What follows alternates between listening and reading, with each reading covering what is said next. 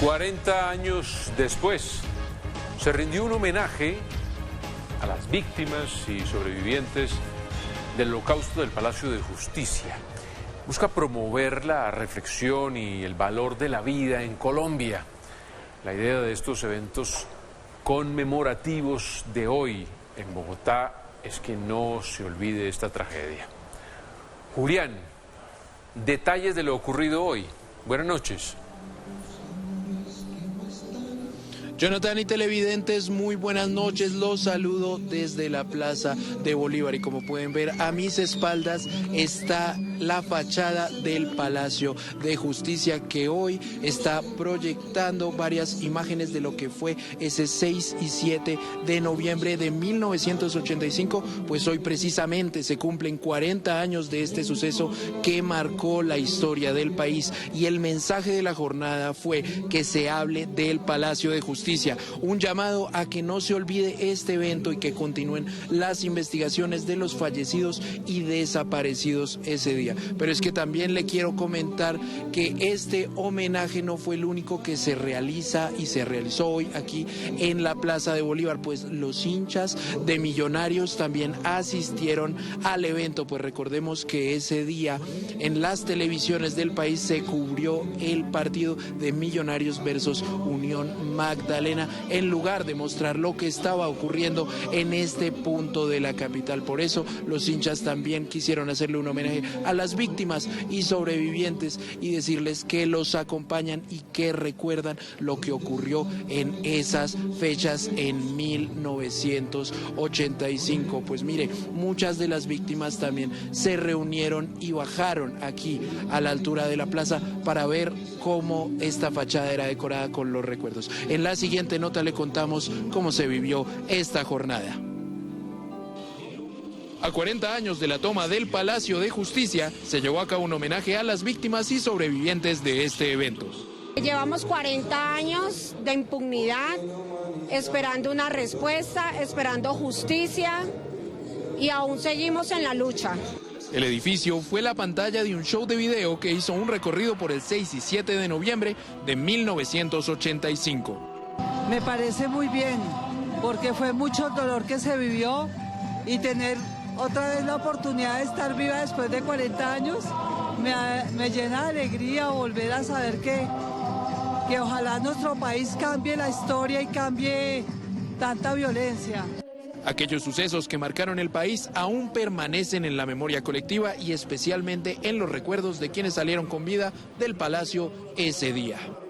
Sobreviví porque pues yo estaba en el tercer piso y cuando fueron matando a todos los magistrados de la corte, eso se veían los disparos por toda la séptima de para allá. Bueno, sabe uno que los recuerdan con cariño de todas maneras. Tremendo, muy triste, pero me parece bien que haya algo que los haga sobrevivir de alguna manera.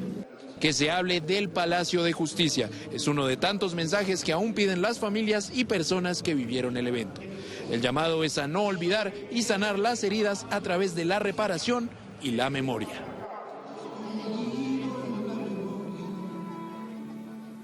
Y es que también hay otras exposiciones y eventos ocurriendo hoy y mañana. Y estamos precisamente con uno de los fotógrafos que cubrió este evento y que hizo una exposición de fotos inéditas. Rafael, ¿por qué publicar fotos 40 años después de este suceso? La razón es muy simple. En esa época yo estuve los 2 días acá cubriendo, tomando solo fotografías, pero a los 4 o 5 días sucedió lo de Armero. Entonces yo viajé a Armero y ahí en Armero estuve como unos 12 días y cuando regresé a Bogotá ya la noticia del Palacio de Justicia ya había pasado a segundo plano porque los 25.000 muertos de Armero opacaron los 100 muertos de Bogotá. Muchísimas gracias, Rafael, y vamos a ver cómo usted puede ver las fotos inéditas de este día. A 40 años de la toma y la retoma del Palacio de Justicia, ve la luz un rollo inédito de fotografías de este evento.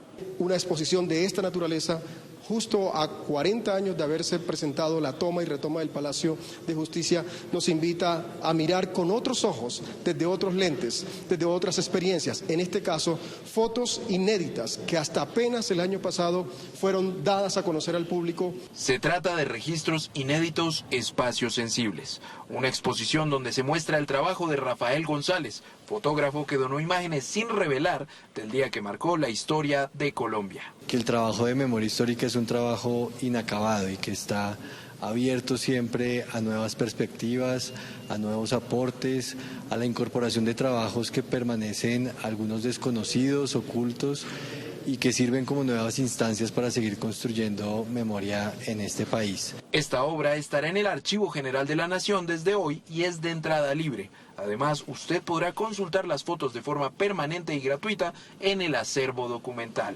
También es un espacio que nos permite hacer reflexiones sobre el presente, nos permite entender que hay una conexión entre ese pasado que nos marcó como sociedad, las posibilidades para entendernos en el día de hoy y, por supuesto, la manera en que tenemos de proyectarnos hacia el futuro. Hasta el 6 de marzo del 2026, la exposición estará disponible para reflexionar sobre las heridas y la sanación alrededor de este suceso que marcó al país. Exposición imperdible. Pero ¿por qué esta toma? ¿Qué se discutía el día de la toma del Palacio de Justicia? Juli Pulgarín averiguó los puntos clave que se discutían en los tribunales ese día del Holocausto.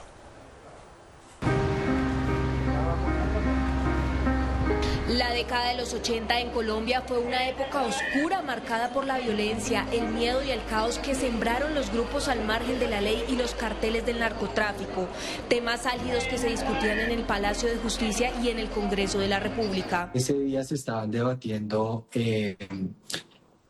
unos recursos de inconstitucionalidad en contra del tratado de extradición. Y no solo eso, era la lucha de poderes entre el Estado y los grupos antisociales que peleaban por sus propios ideales.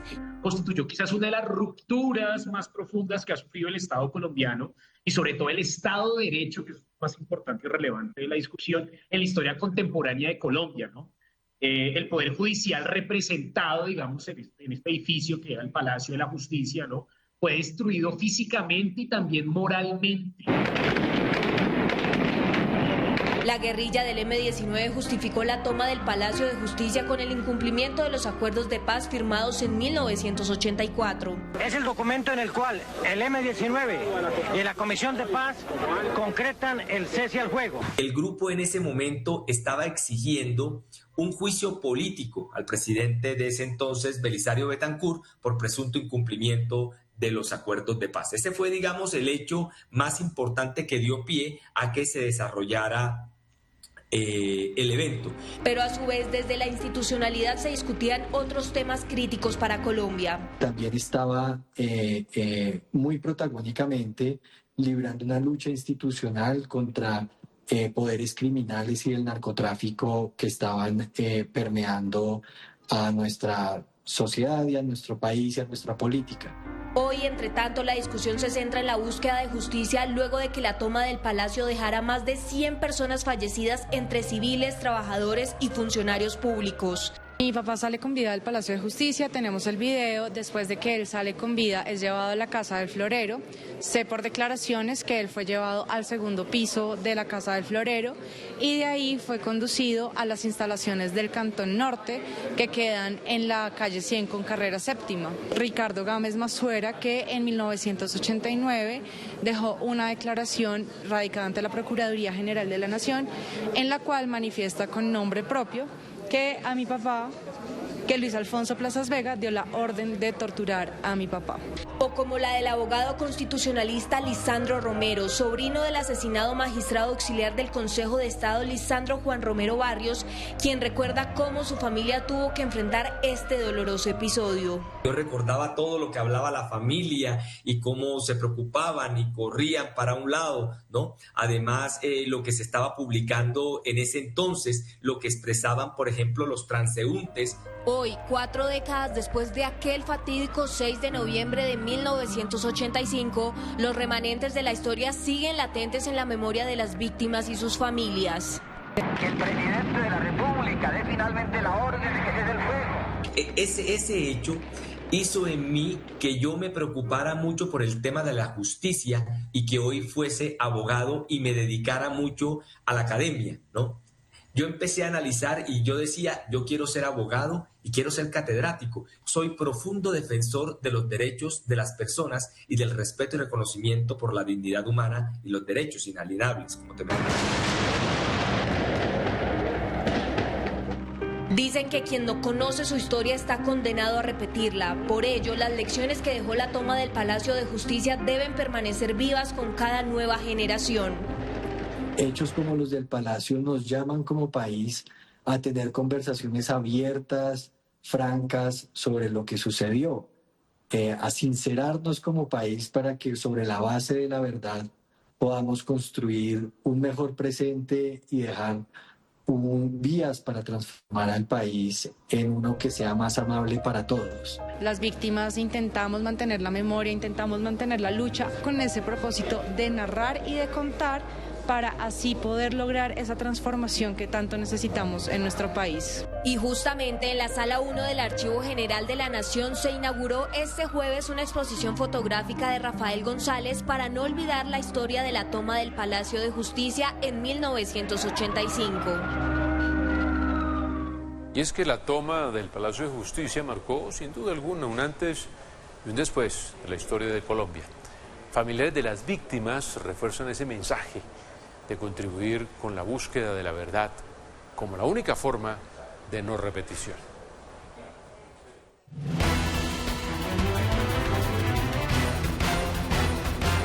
Lo que estamos clamando por cese al fuego. Inmediatamente está hablando el presidente de la Corte Suprema de Justicia. La noche negra de noviembre, como se recuerda, la toma y la retoma del Palacio de Justicia sigue siendo un hecho que marcó un antes y un después en la historia del país, al convertirse en la mayor operación militar desarrollada en un centro urbano, dejando expuestas las heridas de la violencia. Porque por primera vez el Poder Judicial fue aniquilado físicamente por la acción conjunta de una insurgencia, en este caso el M-19, y de las propias Fuerzas Armadas del Estado. El Palacio de Justicia, símbolo de la racionalidad jurídica, fue convertido en un escenario de guerra, por lo que este episodio significó la muerte simbólica de la justicia y el colapso temporal del Estado de Derecho en Colombia.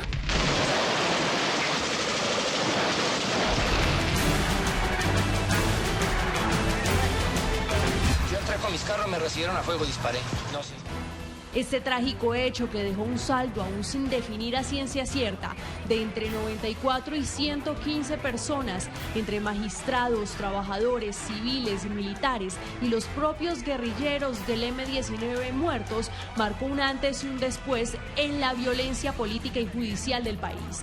Y es que la toma de la máxima sede de la justicia se convirtió en el campo de guerra y la propia vulneración de los derechos humanos. Inmediatamente. Pásame el teléfono, maestro. Un momento, por favor, un momento. Hasta ese entonces el conflicto armado se concebía en escenarios rurales o periféricos. La toma del Palacio trasladó la guerra al corazón institucional de la nación, visibilizando que la confrontación había alcanzado un nivel de crisis nacional. Unido a eso, el M-19 pretendía realizar un acto político simbólico, pero su acción derivó en una tragedia que deslegitimó las luchas armadas urbanas.